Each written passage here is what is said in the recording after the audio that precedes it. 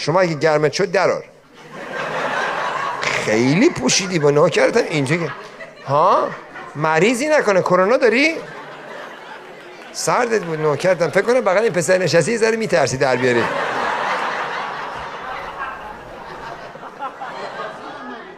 چی؟ دادیم هر کی این که سردش باره گرم میشه پارسال هم ندادی آقا.